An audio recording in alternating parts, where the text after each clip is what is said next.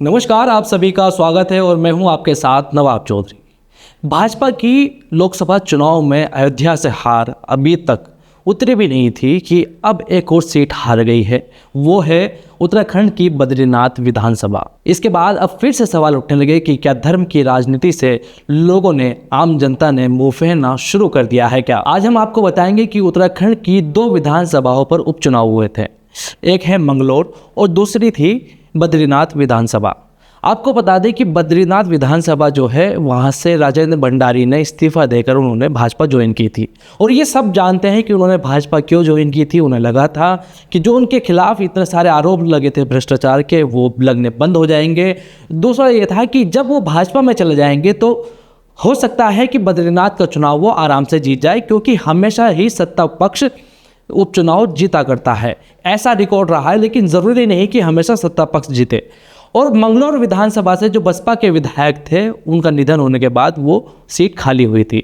ये दोनों ही सीटों पर उपचुनाव हुआ था और दोनों ही सीट कांग्रेस ने जीत ली है। और आज आपको बताएंगे कि इन दोनों सीटों पर भाजपा के हारने का सबसे बड़ा कारण क्या रहा है। सबसे पहले हम बात करेंगे बद्रीनाथ विधानसभा की।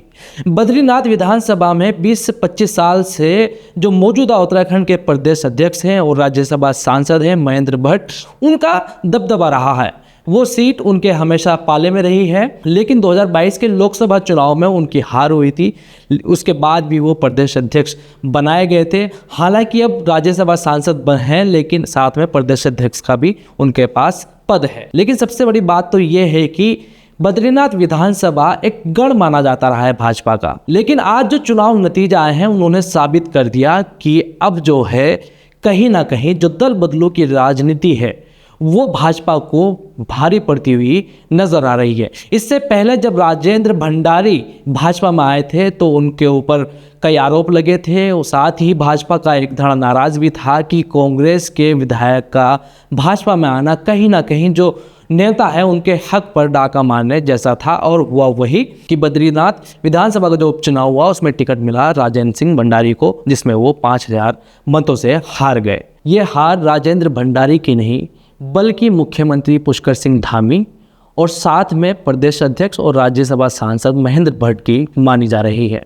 लोगों का कहना था कि यहाँ पर काफ़ी समय से, जब से राजेंद्र भंडारी को टिकट मिला था, चुनाव की घोषणा हुई थी, तब से भाजपा के कार्यकर्ता एक्टिव नहीं हुए थे। उसका बड़ा कारण यह है कि अभी तक जिस नेता के ऊपर, जिसके परिवार के ऊपर भ्रष्टाचार के आरोप लगाते हुए आए हैं, आज उसी नेता के लिए चुनाव प्रचार करने की नौबत आ गई। कई तरह से बद्रीनाथ विधानसभा के जो मायने हैं वो अयोध्या की सीट से जोड़े जा रहे हैं। कहा जा रहा है कि पहले राम की नगरी में भाजपा हारी और अब भगवान शिव की विधानसभा हारने के बाद एक बार फिर से भाजपा निशाने पर है।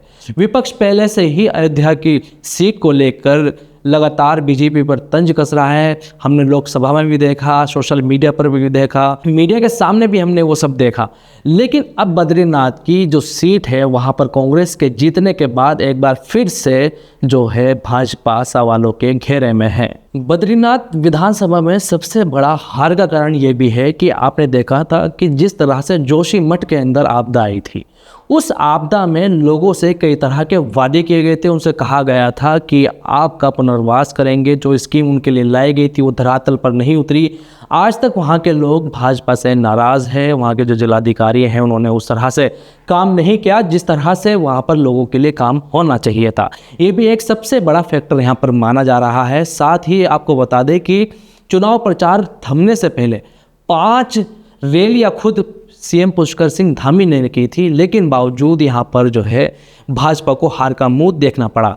इसके बाद क्या जिम्मेदारियां तय होंगी, किस तरह का जो है नतीजा निकल के आएगा, बैठकों का दौर भी जारी होने वाला है और भाजपा आगे क्या रणनीति बनाएंगी वो देखने वाली होगी। लेकिन जिस तरह से बद्रीनाथ सीट हारी है भाजपा, उसने कई तरह के सवाल संगठन पर और उसकी तैयारियों पर खड़े कर दिए हैं। अब बात करते हैं हम मंगलौर विधानसभा की। मंगलौर विधानसभा में जो कुछ भी हुआ वो आपने देखा। चुनाव वाले दिन जिस दिन वोटिंग होनी थी उस दिन 2 गुटों में जमकर वहाँ पर झगड़ा हुआ था। सीधे आरोप वहाँ पर ये लगाए जा रहे थे कि जो वोटर हैं मुस्लिम वोटर उसको वोट डालने नहीं दिया जा रहा है। वहाँ पर गोली चलने की घटनाओं के आरोप भी लगे, वहाँ पर खूब मारपीट हुई और काजी निज़ामुद्दीन वहाँ से कांग्रेस की तरफ से चुनाव लड़ रहे थे। उसके अलावा भाजपा से करतार सिंह भड़ाना वहाँ से चुनाव लड़ रहे थे। कहा जा रहा था कि बाहर से पैराशूट कैंडिडेट को यहाँ से उतारा है भाजपा ने। इससे पहले जो लोकसभा चुनाव है उसमें कई तरह के सवाल जो है भाजपा के ऊपर उठ रहे थे। उसमें कहा जा रहा था कि भाजपा ने जिस तरह से कैंडिडेट का चयन किया है उससे भाजपा को यूपी में ज़्यादा नुकसान हुआ है।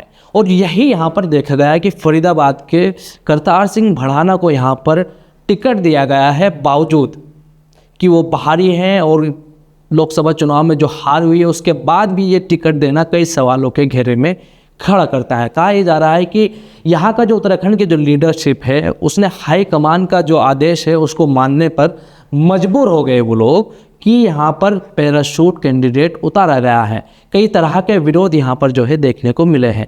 आपको ये भी बता दूं कि मंगलौर विधानसभा सीट एक ऐसी सीट है जहां पर अभी तक भाजपा ने एक भी चुनाव नहीं जीता है। मंगलौर से काजी निज़ामुद्दीन मात्र 422 वोट से नेक टू नेक फाइट में जीत पाए हैं। अब यहाँ पर जो सबसे बड़ा कारण है हार का वो आपको बताते हैं कि क्या है। हरिद्वार लोकसभा सीट में भाजपा के बड़े बड़े दिग्गज नेता है।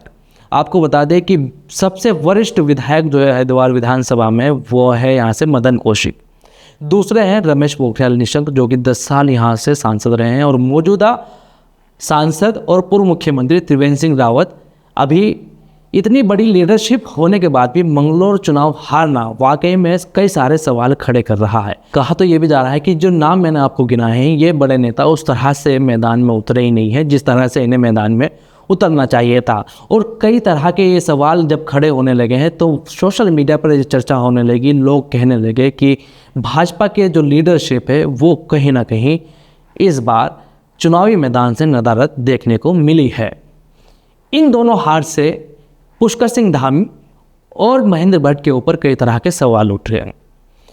इन दोनों हार के बाद जो एक धड़ा सीएम पुष्कर सिंह धामी के खिलाफ हमेशा दिल्ली में बैठा रहता है, उत्तराखंड में हमेशा उनके खिलाफ रहता है, वो और मजबूत होगा और मजबूती से सीएम पुष्कर सिंह धामी के ऊपर हावी होगा। और आगे क्या नतीजा आएंगे, क्या बैठक में बाहर आएगा, किस तरह की नाराज़गी थी वोटरों की, क्या कारण था, वो भी क्या संगठन ने कोई मेहनत नहीं की है, ये भी सबसे बड़े कारण है। मंगलौर विधानसभा में जिस तरह से वोटिंग के दिन जो फसाद देखने को मिला है उसने कई तरह के सवाल खड़े किए थे। कांग्रेस कह रही है कि इस जीत के उनके लिए काफ़ी मायने हैं। कांग्रेस का आरोप है कि जिस तरह से जिला प्रशासन ने, पुलिस ने, प्रशासन ने भाजपा का साथ दिया चुनाव वाले दिन, आज चुनाव नतीजों ने उन सबके अरमानों पर पानी फेर दिया है। हालांकि ये जो जीत है ये 422 वोटों से हुई है, लेकिन ये जीत बड़ी जीत इसलिए भी कह रही है कांग्रेस कि जिला प्रशासन एक तरफा भाजपा के साथ खड़ा था। आप लोगों का इन दोनों सीटों पर क्या कहना है हमें कमेंट कर ज़रूर बताएं। क्या आपको लगता है कि उत्तराखंड भाजपा में आपसी मतभेद अब चुनाव नतीजों को प्रभावित करने लगे हैं?